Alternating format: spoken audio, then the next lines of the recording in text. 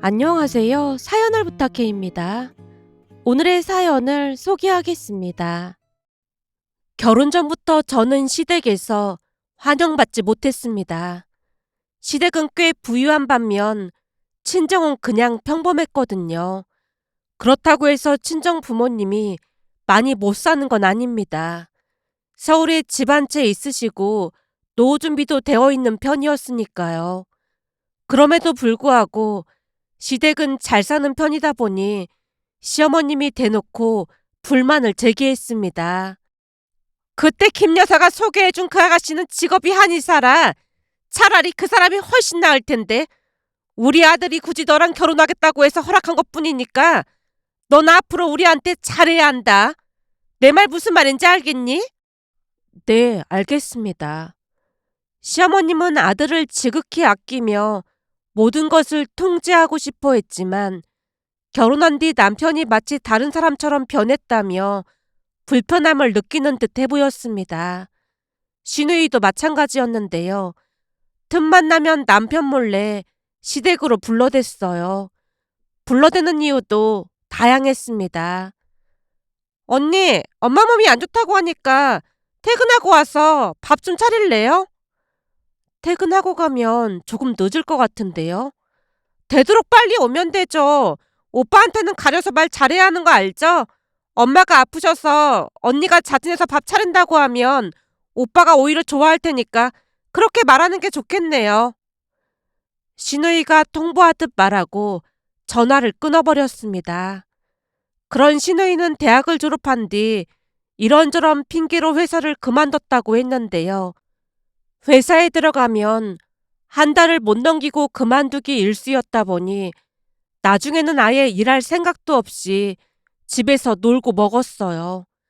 그 바람에 시아버님과 남편이 많은 걱정을 했지만 정작 시누이는 세상이 어떻게 돌아가는지도 모르고 천하태평이었어요. 그렇게 집에서 종일 놀고 먹으면서 저를 부려먹으려 호시탐탐 기회를 엿보고 있었습니다. 시어머님과 시누이는 제가 아무리 노력을 해도 절대로 마음을 열지 않았어요. 그러던 중 제가 임신을 하자 남편이 기뻐하며 양가에 알렸는데요. 친정 부모님은 기쁨에 눈물까지 흘렸지만 시어머님과 시누이는 시큰둥할 뿐이었어요. 다행히 시아버님은 좋아하시며 제게 먹고 싶은 게 있냐고 물으셨기에 제가 아이스크림이 먹고 싶다고 하자 남편과 함께 아이스크림을 사러 가셨는데요. 두 사람이 집을 나가자마자 시어머님이 불만스레 말을 꺼냈어요. 내가 들어보니까 요즘 애들은 결혼하고 난 뒤 몇 년 살아보고 임신 계획을 세운다고 하던데 가만 보면 넌 참 현명하지가 못한 것 같아. 준호 씨가 빨리 낳길 원해서요. 그래도 여자인 네가 잘 설득했어야지. 계획도 없이 그냥 애부터 낳을 생각을 해? 그러게 말이야. 내가 들어보니까 없는 집일수록 자식을 많이 낳는다고 하더라고. 새언니네 집이 좀 그렇다 보니까 애부터 낳을 생각을 했나 보네. 그리고 혹시나 중간에 오빠 마음이 변할 수도 있으니까 그런 거죠? 신우이가 저를 빤히 바라봤는데요. 모욕감으로 얼굴이 빨개지고 저도 모르는 사이 눈물이 쏟아져 나오려는 것을 꾹 참고 있었습니다. 잠시 후 시아버님과 남편이 들어오자마자 남편이 걱정스레 물었어요. 당신 혹시 울었어? 눈이 왜 이렇게 충혈됐어? 아니, 조금 피곤해서 그래. 제가 둘러대고 있자 시어머님이 대화에 끼어들었습니다. 원래가 임신하면 자주 피곤하고 그런 거야. 서윤이가 피곤한 모양인데 얼른 데리고 집에 가라. 그래, 이 아이스크림 케이크 가지고 얼른 집에 가서 쉬도록 해. 시아버님이 제 손에 아이스크림 케이크를 들려줬습니다. 그 뒤에도 시어머님과 시누이의 말도 안 되는 행동이 계속되었지만 그럼에도 저는 두 사람에게 잘하려고 노력했어요. 제가 노력만 한다면 언젠가는 두 사람도 마음을 열 것이라 생각했거든요. 거기다 결혼 전에는 평화롭게 잘 지냈다는 소리를 들었던지라 다른 사람도 아니고 저로 인해 그 평화가 깨지는 걸 원하지 않았습니다. 그러던 어느 날은 시어머님이 불러서 시댁으로 갔더니 친척 결혼식 이야기를 꺼냈어요. 이모 할머니 손주가 결혼한다고 하니까 다 같이 내려가야 할 것 같다. 결혼식이 언제인데요? 다음 달 셋째 주 토요일 1시래. 그때 저는 해외 출장을 가야 할 것 같은데요. 그래? 그럼 며느리만 참석하던지 해야지. 다른 자리도 아니고 이모 할머니 손주 결혼식이니까 꼭 참석해야 한다. 네, 알겠습니다. 제가 고개를 세차게 끄덕였습니다. 사실 그때쯤 입덧으로 힘든 시간을 보내고 있었지만 절대로 거절을 하면 안 될 것 같았거든요. 그렇게 시부모님과 시누이 그리고 저만 결혼식에 참석하기로 했는데요. 그날 집에 돌아온 남편이 입을 뗐어요. 당신 입덧도 심한데 그냥 못 간다고 내가 말할까? 아니야. 어머님이 이모 할머님 손주 결혼식은 꼭 참석해야 한다고 했단 말이야. 안 그럼 할머님이 화내실 거라고 했어. 내가 할머니한테 직접 전화하면 되니까 그런 걱정할 필요 없어. 내가 할머니께 당신 입덧 심해서 못 간다고 지금 전화할게.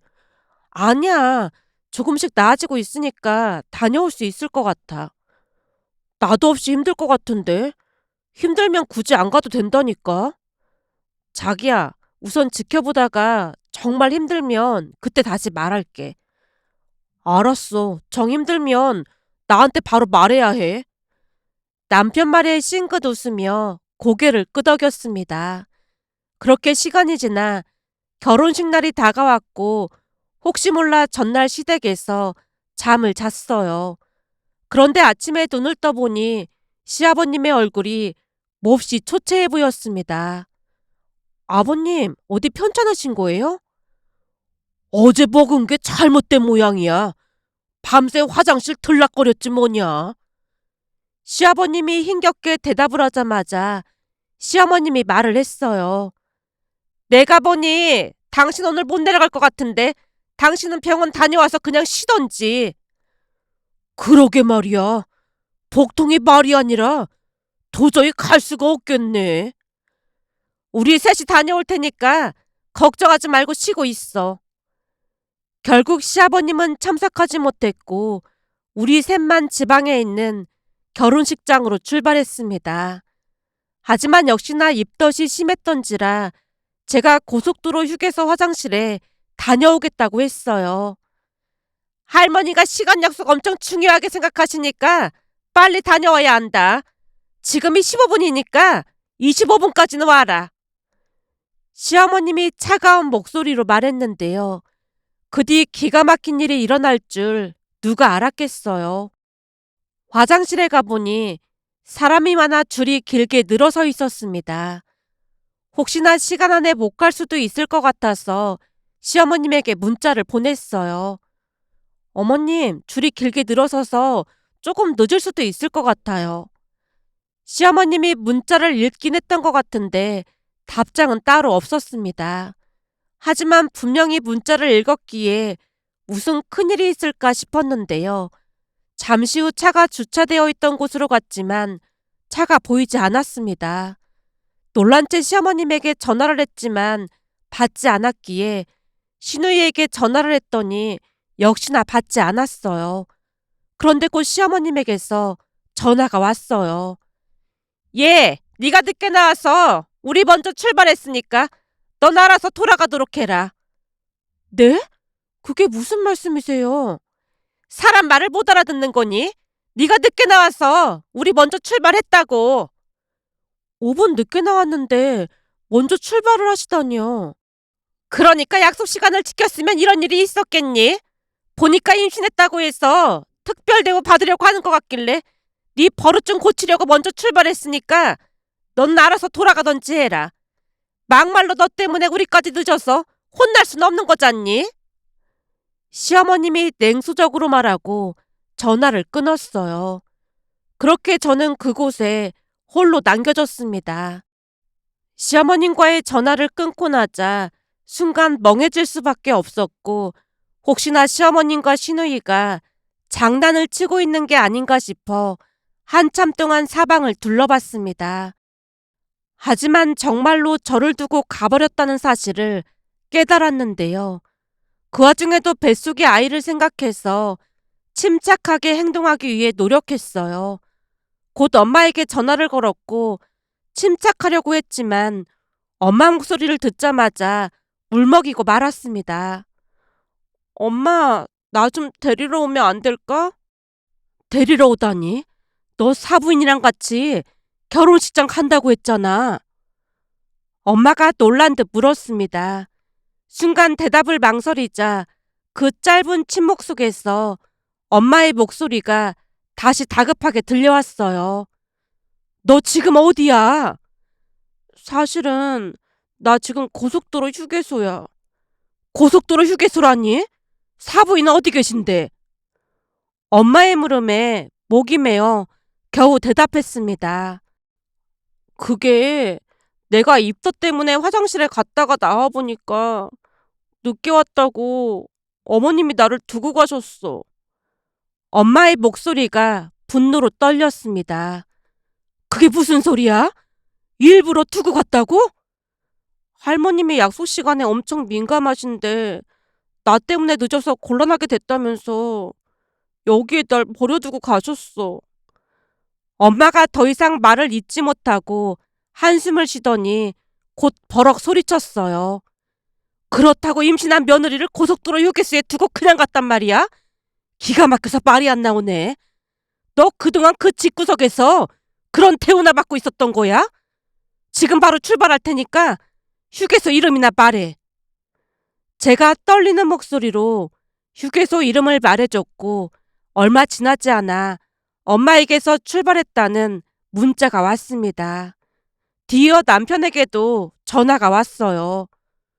자기야, 지금 장모님께 연락이 왔는데 이게 다 무슨 말이야? 정말로 엄마가 자기를 휴게소에 버려두고 간 거야? 남편의 목소리에는 분노가 가득 차 있었어요. 그 와중에도 시어머님을 두둔해야 한다는 생각이 들었기에 제가 급히 대답했습니다. 자기야, 내가 화장실에서 조금 늦게 나오긴 했어. 어머님 말씀이 할머니께서 시간 약속을 엄청 중요시한다고 하시더라고. 남편이 말을 끊으며 단호하게 말했어요. 그래도 이게 말이 되는 소리야? 지금부터 내 말 잘 들어. 지나가는 사람한테 휴게소랑 자기 모습 잘 나오게 찍어달라고 부탁해서 나한테 사진 좀 보내. 사진은 뭐 하려고? 어리둥절하여 물었지만 남편은 여전히 차갑게 대답했습니다. 우선 내가 하라는 대로 해. 결국 남편의 말대로 사진을 찍어 보내줬어요. 그날 이후로 집안은 그야말로 발칵 뒤집어졌습니다. 일이 그렇게까지 커질 줄은 정말 몰랐는데요. 나중에 알고 봤더니 제가 보낸 사진을 받자마자 남편이 할머님과 시아버님 그리고 고모님 두 분께도 문자를 보냈다네요. 문자 메시지는 단순히 사진을 전달하는 것에 그치지 않았다는데요. 남편이 추가로 입덧으로 고생하는 임신한 며느리를 고속도로 휴게소에 버리고 간 엄마와 동생을 고발합니다. 저희 엄마랑 동생을 보시면 꼭 신고해주세요 라는 말을 덧붙였다고 했습니다. 하지만 그 시각 시어머님과 시누이는 아무것도 모른 채 결혼식장으로 들어가고 있었던 모양인데요. 할머님은 이미 사진을 보신 뒤였던지라 시어머님과 시누이를 잠시 노려보다가 할머님이 두 사람을 결혼식장 한쪽 구석으로 조용히 불렀답니다. 할머님의 눈빛이 어찌나 차갑고 날카롭던지 고모님 두 분의 말에 의하면 오금이 저릴 정도였다네요. 곧 마치 오랜 시간 억눌러온 분노가 할머님 눈 속에 응집된 듯 해보였고 할머님이 매섭게 물으셨답니다. 손주 며느리는 어쩌고 니들만 온 거야? 시어머님이 당황한 듯 억지 미소를 지으며 대답했다네요. 입덧이 심하다고 해서 그냥 집에서 쉬라고 했습니다. 그 말에 할머님이 더욱 무섭게 쏘아붙였다네요. 집에서 쉬라고 했다고? 네 말대로라면 준우네 집이 고속도로 휴게소라는 거니? 할머님의 말에 시어머님 얼굴이 점점 하얗게 질려갔다는데요. 곧 어리둥절한 표정으로 되물었답니다. 어머님이 그걸 어떻게 하셨어요? 평소에도 돈만 밝히고 무식한 줄은 알았지만 어디 할 짓이 없어서 임신한 며느리를 휴게소에 버려두고 그냥 올 수가 있어. 시어머님은 할 말이 없었고 그저 불안한 마음으로 변명이라도 해보려고 했으나 할머님의 분노를 잠재울 순 없었답니다. 어머님, 그게 아니라 평소 어머님께서 시간 약속을 중요시하다 보니까 집에서 엄청 서둘러서 출발했는데 걔가 화장실을 갔다가 안 나오지 뭐예요. 혹시나 그러다가 늦을까봐 급히 오느라 그랬습니다. 시어머님은 그저 자신의 체면을 지키기 위해 변명만 늘어놓았다네요. 하지만 시어머님의 태도는 결코 용납될 수 없는 것이었고 할머님이 분노 가득한 목소리로 말했답니다. 우선 결혼식 끝나고 나중에 다시 얘기하자. 근데 니들 둘 다 각오하고 있어야 할 거야. 그 뒤 할머님은 시어머님과 시누이의 눈도 마주치지 않았답니다. 그렇게 결혼식이 끝나고 며칠 후 할머님께서 시댁에 오셨다는 말에 남편이 급히 나갈 채비를 했어요. 할머니 올라오셨다고 하니까 나 금방 다녀올게. 그럼 나도 같이 가. 할머니가 자기는 임산부라고 그냥 집에 있으라고 했어. 아마도 오늘 집안이 발칵 뒤집어질 것 같으니까 그냥 집에 있어. 남편이 급히 시댁으로 향했는데요. 남편이 나가자마자 저도 친정으로 갔더니 엄마가 길게 한숨을 내쉬며 입을 뗐어요. 그 정도면 100번 1000번 혼나야지. 어쩜 임신한 며느리를 휴게소에 두고 그냥 갈 생각을 할 수가 있어. 근데 할머님이 지방에서 국밥집 하신다고 했지? 오래 하셨다고 하더라고. 가서 먹어보니까 진짜 진하고 맛있었어. 엄마는 할머님이 바쁜 와중에도 올라온 이유를 곰곰이 생각하는 듯 했습니다. 바쁘실 텐데 올라오신 거 보니까 진짜 화가 많이 나신 모양이네. 구이한테 들어보니까 가게 문까지 닫고 오셨다는데 무슨 사달이 날 것 같더라고. 엄마는 그 말을 듣고 더욱 길게 한숨을 내쉬었어요.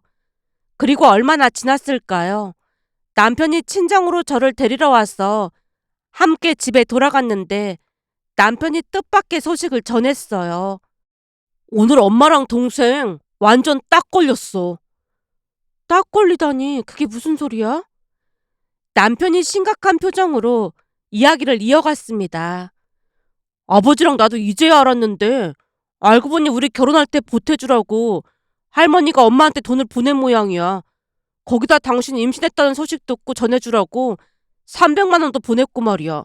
그런데 엄마랑 동생이 우리한테 말도 안 하고 그 돈을 싹 다 썼다지 뭐야. 그제서야 모든 것이 밝혀졌는데요. 할머님이 주신 돈을 시어머님과 시누이가 배달 사고, 그러니까 중간에서 가로챘다고 했습니다. 거기다 고속도로 휴게소에서 저를 두고 간 것 또한 며느리를 괴롭히려고 고의적으로 그랬던 거라고 했어요. 남편 말에 따르면 할머니 물음에 시어머님이 이실직고를 했다네요. 임신한 서윤이를 고속도로에 그냥 두고 온 것도 일부러 그런 거지? 사실은 걔가 처음부터 마음에 안 들어서 그랬어요. 걔보다 좋은 자리가 널리고 널렸는데 하필 걔를 데리고 왔으니까 제 입장에선 화날 수밖에 없잖아요. 좋은 자리가 널리고 널려봤자 너같이 인생을 얻다 팔아먹은 여자들만 널렸겠지. 나야말로 네가 마음에 들어서 그동안 시집살이를 안 시킨 줄 알아?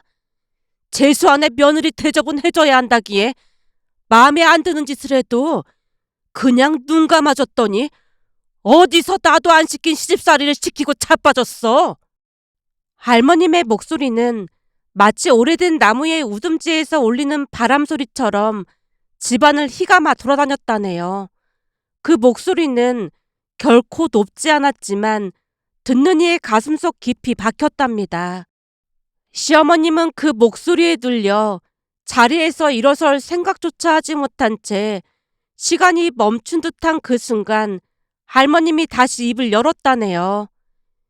집구석에서 지처가 무슨 짓을 하고 다니는지도 모르고 잘하는 짓이다. 앞으로 내가 하라는 대로 안 하면 니들하고 영 끊고 살 테니까 잘 들어. 할머님 말이 끝나자마자 거실에 있던 공기는 더욱 무거워졌다는데요. 마치 바람 한 점 없는 한여름의 오후처럼 무엇인가가 금방이라도 터져 나올 듯한 긴장감이 감돌았다네요. 할머님이 잠시 숨을 고르더니 다시 말을 꺼냈답니다. 애미랑 민주는 지금 당장 나랑 같이 내려가서 식당 일 도울 생각해. 그 말에 시어머님이 눈을 크게 뜨고 반사적으로 소리쳤다고 합니다. 어머님, 식당 일이라니요. 저는 그런 일 한 번도 안 해봐서 할 줄 모르는 거 알고 계시잖아요. 시어머님의 목소리에는 당황과 두려움이 섞여 있었답니다. 하지만 할머님은 그 말에 꿈쩍도 하지 않았고 오래 기다렸다는 듯이 단호함이 담긴 목소리로 대답했다네요. 그동안 나한테 받아간 돈 전부 갚을 때까지 식당 일 할 생각해.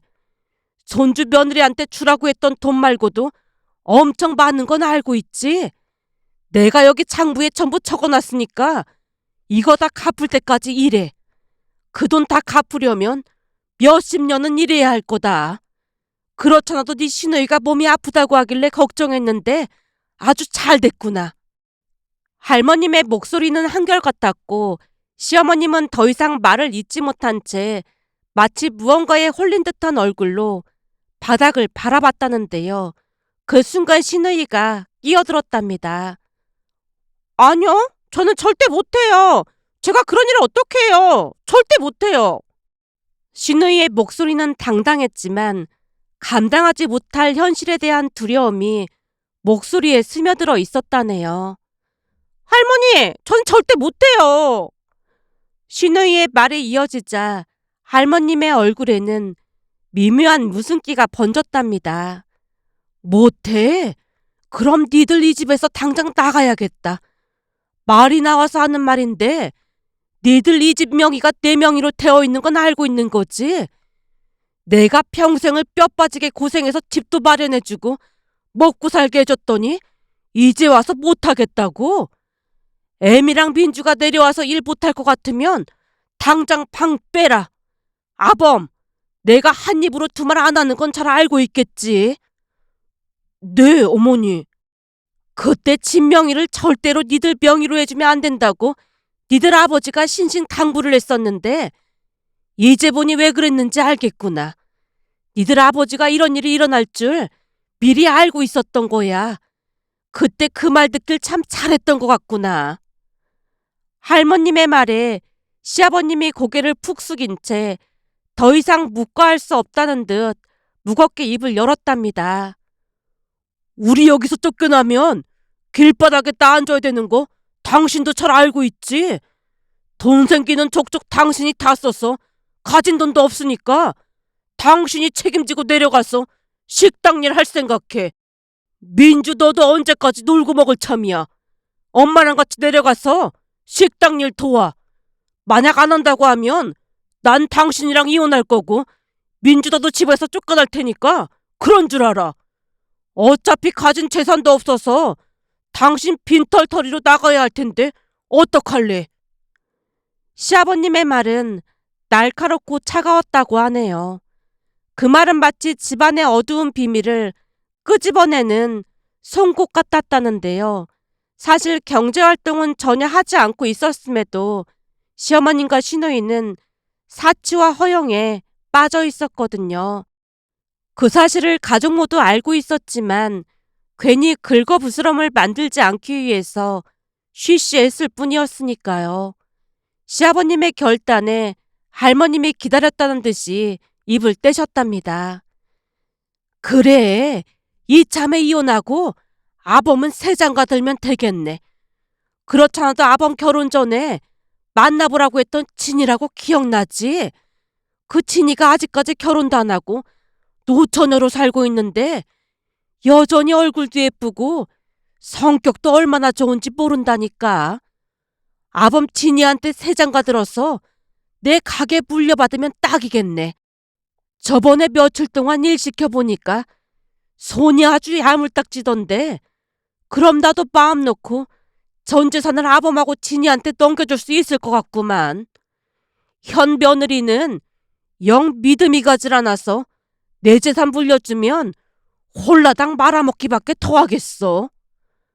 어머님, 저도 배울 만큼 배웠는데 설마 제가 다 말아먹겠어요? 그 와중에도 시어머님이 볼멘 소리를 하자 할머님이 버럭 외쳤다네요. 배울 만큼 배운 사람이 임신한 며느리를 휴게소에 그냥 두고 왔어. 나는 국민학교밖에 못 나왔는데도 그게 얼마나 큰 잘못이는지 알겠구만. 비싼 돈 주고 대학 나와서 대체 뭘 배운 거야? 암튼 내려와서 일 안 한다고 하면 나는 내 재산 한 푼도 안 줄 참이니까 그런 줄 알아. 당장 이번 달부터 생활비 끊으면 아주 볼만할 거야. 할머님의 말이 끝나기 무섭게 시어머님이 혼비백산한 채 자리에서 일어났다는데요. 시어머님의 얼굴은 창백했고 몸은 마치 오래된 나무가 바람에 휘청이는 것처럼 미세하게 떨리고 있었다네요. 결국 할머님과 시아버님의 강요를 이기지 못한 채 시어머님과 시누이는 할머님을 따라 내려갔습니다. 얼마 뒤 할머님의 부름을 받고 남편과 함께 할머님 식당으로 갔더니 시어머님이 식당에서 열심히 재료 손질을 하고 있었어요. 그 와중에 옆에서 할머님이 폭풍 잔소리를 하셨는데요. 이미 자포자기한 모양으로 입이 대빨 나와 있었습니다. 우리가 가게로 들어서자 할머님이 우리를 향해 한박웃음을 지으며 앉으라고 손짓했는데요. 시누이를 향해 냉랭한 목소리로 말했습니다. 뭐 하고 있어? 손님 왔잖니? 손님이 아니라 가족이잖아요. 가족은 손님이 아니야? 당장 음식 세팅해. 할머님의 말에 시누이가 황급히 몸을 일으켜 서빙을 했습니다. 시누이의 움직임은 어색하고 어딘가 불편해 보였지만 더 이상 불만을 표할 여유도 없다는 듯 급히 몸을 움직였어요. 할머님, 저도 도울게요. 아니다. 임산부가 이런 무슨 일을 한다고 그래. 내려오느라 많이 힘들었지? 아니에요. 여행하는 기분으로 내려왔는걸요? 말도 참 예쁘게 한다니까. 이렇게 착한 며느리한테 그따위 짓이나 하고 참 한심하다 한심해. 그날 자세히 보니 시어머님과 시누이 두 사람의 긴 손톱도 단정하게 정리가 되어 있었고 화장기 없는 얼굴로 일을 하느라 여념이 없어 보였는데요. 아무래도 일이 고되긴 고된 모양으로 며칠 사이 많이 말라 보였습니다. 그 뒤에도 시어머님과 시누이는 식당에서 할머님의 구박을 온몸으로 받으며 일을 해야만 했답니다. 그러다 어느 날은 퇴근한 남편이 새로운 소식을 전해왔습니다. 자기야, 고모한테 연락이 왔는데 글쎄 얼마 전에 엄마랑 민주가 야반도주를 했다지 뭐야? 뭐? 야반도주? 할머니가 아침에 일어나 보니까 짐도 그대로 두고 둘 다 도망갔더래. 그럼 어머님이랑 아가씨는 지금 어디 있는데? 야반도주 했다가 며칠 전에 다시 돌아왔대. 아버지한테 가서 문을 열어달라고 했던 모양인데 아버지가 그 길로 내쫓았다고 하더라고. 결국 외삼촌이랑 이모한테 가서 돈 좀 빌려달라고 했다는데 진짜 웃긴 게 뭐냐면 그동안 엄마한테 그렇게나 도움을 받던 외가 가족들이 돈 없다고 나몰라라 했다잖아. 그래도 피를 나는 형제인데 나몰라라 했단 말이야? 엄마가 이혼할 거라고 하면서 도와달라고 했던 모양인데 이혼하게 되면 더 이상 엄마한테 돈을 뜯어낼 수가 없잖아. 그래서 팽당한 모양이더라고. 그게 어떻게 가족이겠어. 참 대단하지 않아? 결국 엄마랑 동생이 며칠 만에 할머니 집으로 다시 돌아왔더래. 근데 할머니 앞에서 무릎 꿇고 대성통곡을 했다더라고. 정말? 고모한테 들어보니까 외가 가족들의 배신으로 큰 충격을 받은 것 같더래. 그럼 지금은 잘 지내고 계신 거야? 외가 가족들한테 배신을 느껴서 그랬던 건지 예전과는 다르게 일도 열심히 하고 뭐든지 배우려고 하신다나 봐. 고모 말로는 눈빛이 달라졌더래. 그럼 다행인 건가? 당연하지. 그동안 할머니 도움으로 평생을 편하게 살았는데 엄마도 반성 좀 해야 한다니까. 남편이 전에 없이 격한 목소리로 말했습니다. 그 뒤 시어머님은 심경에 큰 변화가 일어난 듯 열심히 일을 배우고 있답니다. 며칠 전 남편이 또다시 말을 꺼냈는데요. 이모가 나한테 전화를 한 거 있지? 그때 어머님 내쫓으셨다면서 자기한테 전화를 했단 말이야? 엄마랑 아버지 이혼했는지 묻더라고. 근데 이혼 안 했다고 했더니 아주 신난 목소리로 엄마한테 전화 좀 받으라고 전해달라고 하는 거 있지? 그래서 엄마한테 말을 전했더니 외가 가족들 전화번호 전부 차단했다고 역으로 전해달라고 하더라고.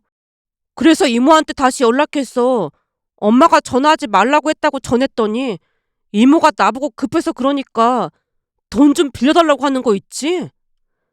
남편이 소름 돋는다는 표정으로 절레절레 고개를 흔들었습니다. 그 뒤 시어머님은 외가 가족들과 완전히 연을 끊었다고 했어요. 그도 그럴 수밖에 없었던 것이 돈을 못 뜯어가서 안달이 난 외가 가족들이 그 뒤에도 식당까지 찾아와서 돈을 빌려달라고 하는 바람에 시어머님이 학을 뗀 게 아닌가 싶었습니다. 그러다 보니 시어머님은 할머님께 많은 의지를 하고 있다는데요. 할머님이 무섭게 잔소리를 하시긴 하지만 시어머님을 걱정하는 마음은 진심이었으니까요. 그리고 시어머님도 뒤늦게나마 할머님의 진심을 깨달았던 게 아닌가 싶었습니다.